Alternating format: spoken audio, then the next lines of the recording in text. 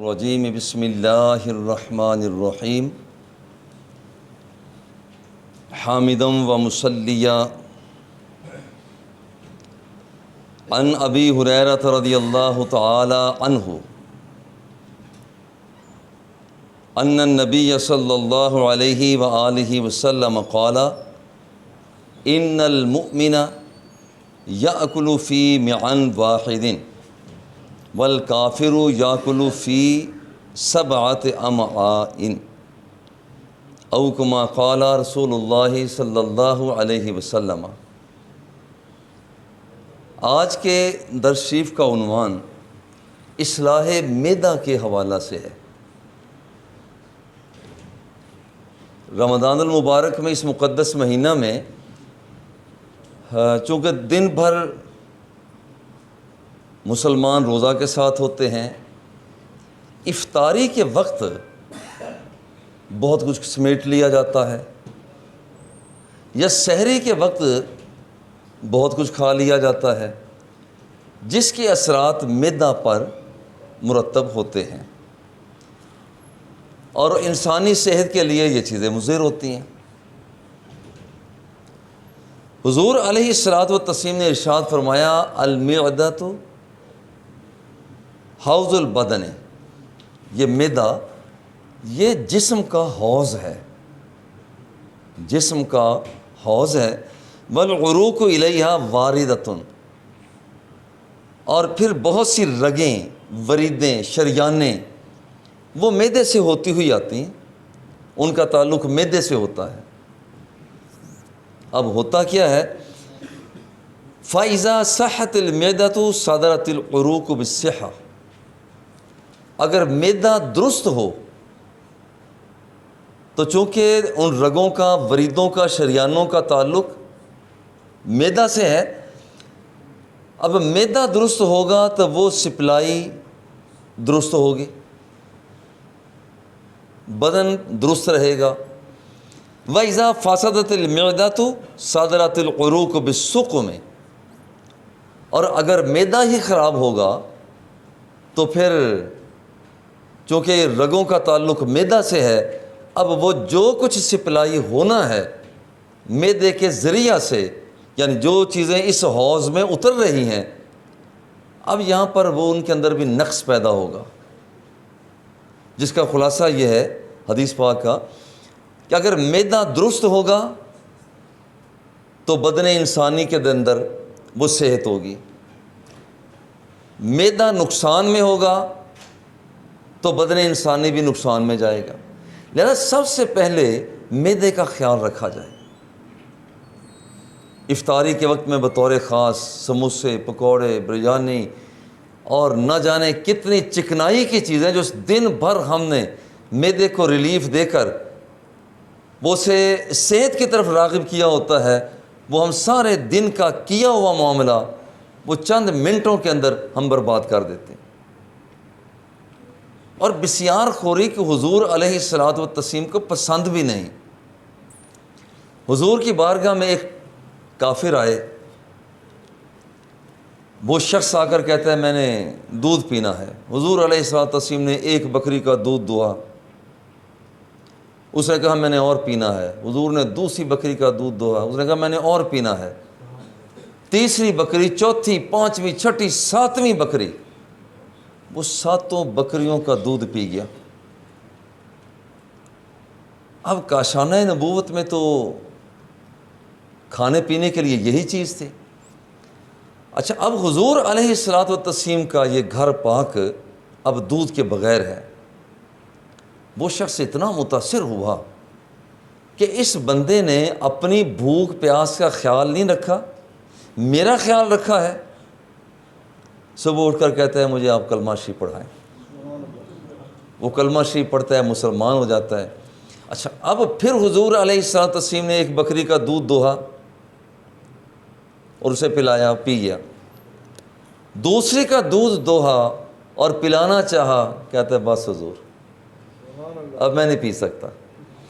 تب حضور علیہ الصلوۃ والتسلیم نے ارشاد فرمایا ان المؤمن یاکل فی معن واحد، بندہ مومن ایک آنت سے کھاتا ہے، ایک آنت سے پیتا ہے۔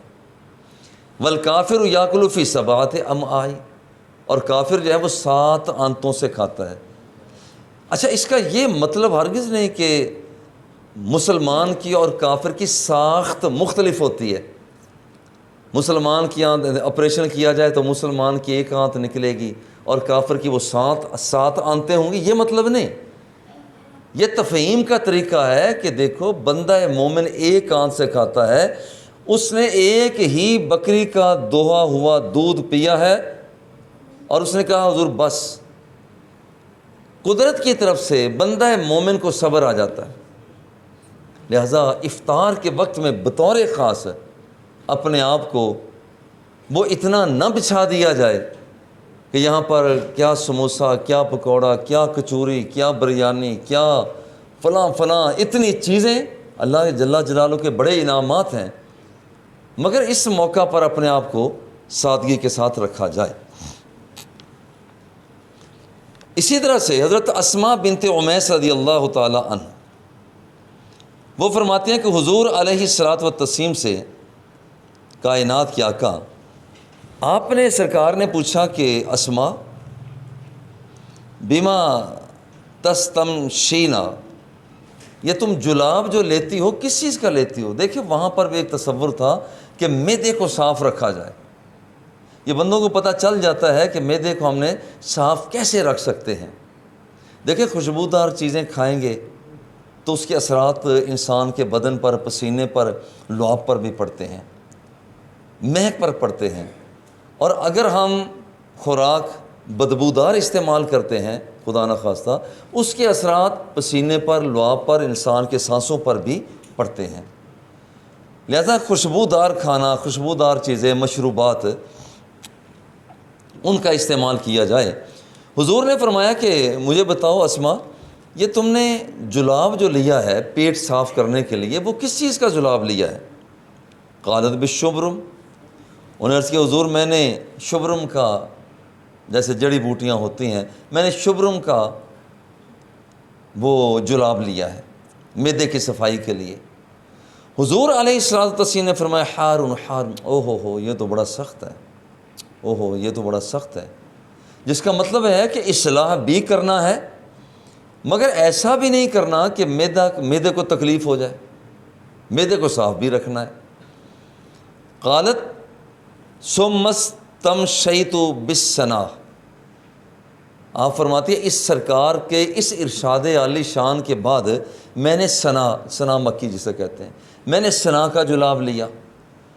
اور آج بھی جن افراد کو خدا نخواستہ بواسیر کی تکلیف ہو جائے تو وہ سنا اور سنا کے پتے خشک اور گلاب کے خشک پتے وہ ملا کر استعمال تھوڑا سا کرتے ہیں، جس کے ساتھ پیٹ صاف ہو جاتا ہے۔ جب پیٹ صاف ہو جاتا ہے تو پھر یہ بیماری جو بواسیر کی بیماری ہے کافی حد اس سے بھی افاقہ ہو جاتا ہے، چونکہ بواسیر زیادہ مرتبہ یہی ہوتا ہے کہ یہ قبض کی وجہ سے ہوتی ہے۔ تو اسماء بنت عمیس فرماتے ہیں کہ پھر میں نے جو جلاب لیا وہ سنا کا لیا تھا، آج کل بھی پنساری کی دکان سے مل جاتے ہیں۔ حضور علیہ الصلوۃ والتسلیم نے ارشاد فرمایا لو ان شیئا کان فیہ شفاء من الموت لکان فی السنا، حضور علیہ الصلوۃ والتسلیم نے ارشاد فرمایا کہ اگر کوئی چیز موت سے بچا سکتی ہوتی تو وہ یہ سنا ہوتی، جس کا مطلب ہے کہ پیٹ کی صفائی اتنی اہم ہے، پیٹ کو، معدے کو صاف ستھرا رکھنا، درست رکھنا، کہ حضور نے فرمایا کہ سنا، اس کے ساتھ بندے کو جلاب آتا ہے، بہترین علاج ہے، بہترین۔ لیکن میں نے یہ بھی دیکھا ہے کہ بعض لوگوں نے استعمال ذرا زیادہ کیا ہے تو ان کو پیچھے زیادہ ہو گئے۔ یہ مناسب مقدار میں اس کا استعمال کیا جائے۔ اچھا، اب یہاں پر معدے کو پرسکون کرنے کے لیے جو طریقہ ہے وہ یہ ہے کہ پرسکون ہو کر کھایا جائے۔ آپ نے دیکھا کہ بعض لوگ اسی طرح سے جوتے پہنے ہوتے ہیں، اسی طرح سے گھوم پھر کر ان کے ذہن پر کچھ چیز اور سوار ہوتی ہے، ساتھ ساتھ وہ کھانا بھی کھا رہے ہوتے ہیں۔ اس کا مطلب ہے کہ ہم معدے کو سہولت دستیاب نہیں کر رہے۔ حضور علیہ الصلوۃ والتسلیم نے ارشاد فرمایا اذا وضع الطعام فاخلعوا نعالکم، جب کھانا رکھا جائے تو اپنے جوتے اتارو۔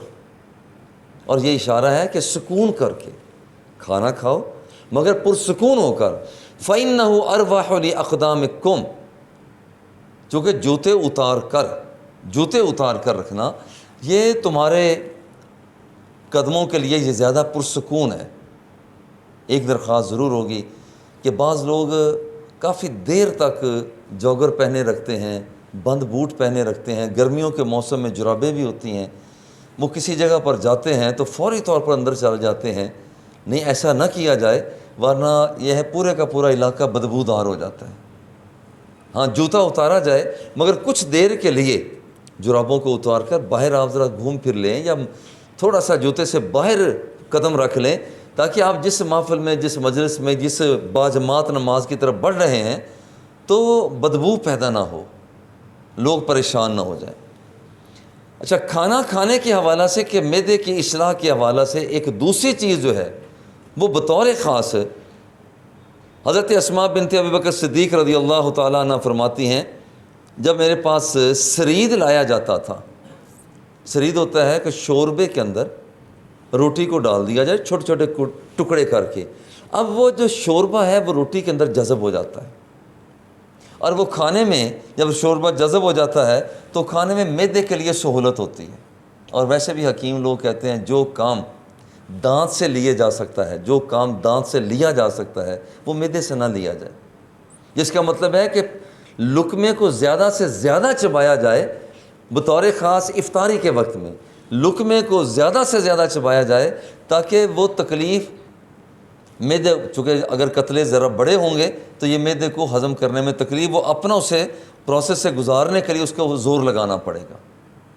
تو اس لیے یہاں پر فرمایا کہ آپ فرماتے ہیں جب وہ کھانا آتا تھا تو میں کیا کرتی تھی، فغطی حتی تذهب فورہ ودخانہ، کہتے ہیں میں کچھ دیر کے لیے کھانے کو پڑا رہنے دیتی یہاں تک کہ اس کا دھواں نکلنا بند ہو جاتا،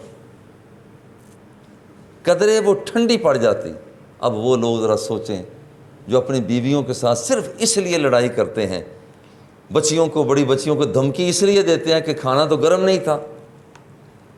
دیکھو، کھانا گرم ہونا بھی نہیں چاہیے اتنا۔ خود حضرت اسماء بنت ابی بکر صدیق رضی اللہ تعالی عنہا، حالانکہ کھانا گرم ہوتا تھا، آپ اس کھانے کو قدرے اس کی گرمی کو کمزور کرتے ہیں۔ لہذا یہاں پر لڑائی جھگڑے کی بنیاد اس بات کو بنانا کہ کھانا گرم نہیں ہے، یہاں کھانے کی تو گرمی ہونی بھی نہیں چاہیے۔ غطی حتی تذهب فورہ ودخانہ وتقول انی سمعت رسول اللہ صلی اللہ علیہ وسلم، آپ خود فرمایا کرتی میں نے حضور علیہ الصلوۃ والتسلیم کو فرماتے ہوئے سنا، یقول هو اعظم للبرکہ، اگر کوئی بندہ چاہتا ہے کہ برکت زیادہ سے زیادہ ہو، وہ اپنا کھانا قدرے ٹھنڈا کر کے کھائے۔ ادھر سے بھاپ نکل رہی ہو، گرم گرم روٹی ہو، یہ کچھ عادت ہماری گرم گرم روٹی لانا، وہ گرم گرم روٹی اسی کو کھایا جاتا ہے، نہیں، یہ طریقہ نہیں ہے۔ ہلکے سے اس کو یہاں پر ہوا میں لہرا لیا جائے کہ جو اس کی گرمی ہے اس کے اندر ذرا کمزوری پیدا ہو جائے۔ وصلی اللہ تعالی علی حبیبہ و آلہ و اصحابہ اجمعین۔